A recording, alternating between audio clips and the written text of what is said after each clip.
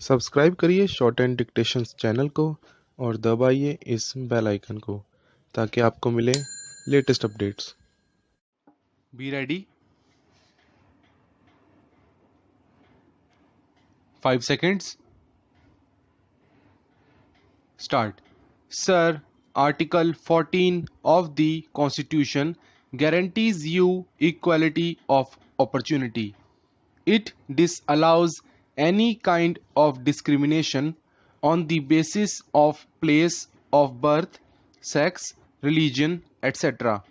Why should this alone happen that when it comes to the question of recruiting men to the army or the armed force, you should think of the volume of population, the number of recruitable male population in a state, and then base your recruitment to a particular regiment on the basis of these figures. So, I would plead that the whole matter be considered. Otherwise, what would happen is that on these two counts alone, the disparity in pensions, the reduction in the recruitment quota to the various regiments of the armed forces, the resentment against these policies and these procedures would continue to go on, and one day this can burst in such a big dimension that it will not be controllable. I would also plead for some other benefits to the ex-serviceman. For example, you have reserved 10% of posts or 15% posts in the various public sector undertakings, in the departments of the Government of India, in the state governments, for persons retired from armed forces. But you have ensured that the system is working well. Where is the monitoring system?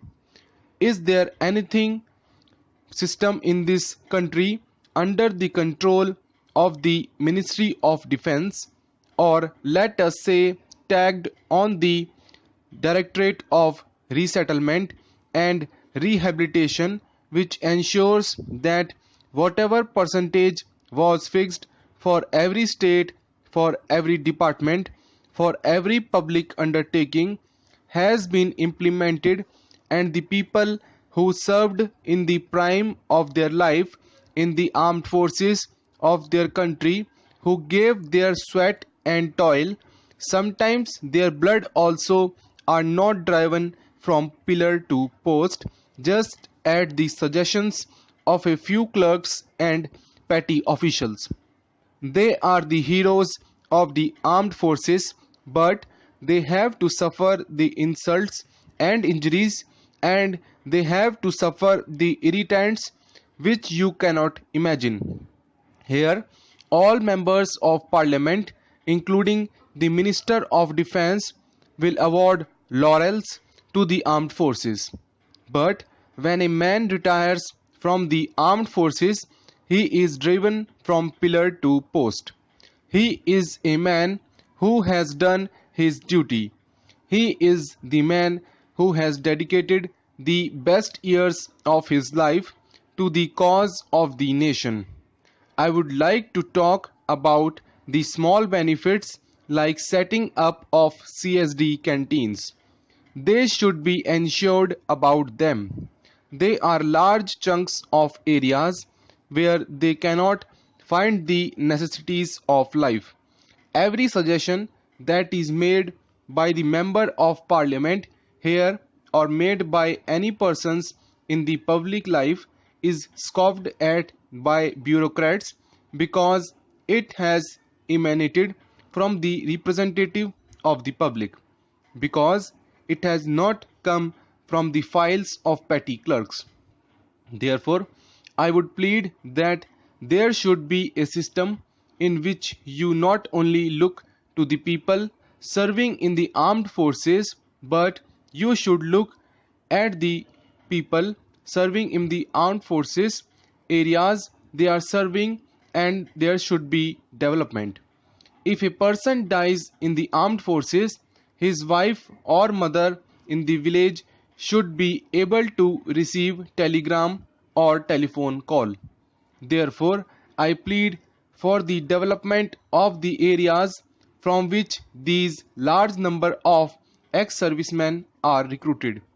I would suggest that unless plans of the Ministry of Defense are linked to the total defense of the country by simply parodying the armed forces by giving them laurels and medals, you will not be able to defend the country. Your lines of strategic movement, the important railway lines of defense, must be properly restructured so that you can mobilize threat immediately. Every general or major general knows that the line of defense must be perpendicular to the border with the enemy country. There is a railway line to Amritsar. The Ministry of Railways and the state government of Himachal Pradesh and Punjab have proposed that alternate line of defense must be constructed. This should be given due priority not only for the development of the region but also for the development of the country. You cannot move forces in the areas. You must also look the navy because it is often a neglected wing of the armed forces. We forget this wing. We have a long coastal line. We should see that it is properly guarded.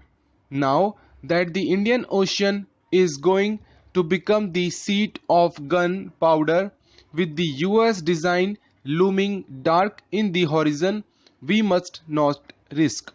We should be alive to the threat not only from across the borders but also from the coastal side. I would very much like that the Indian proposal to treat the Indian Ocean as a zone of peace should be accepted by all nations of the world. I would like to conclude by saying that our armed forces are doing well.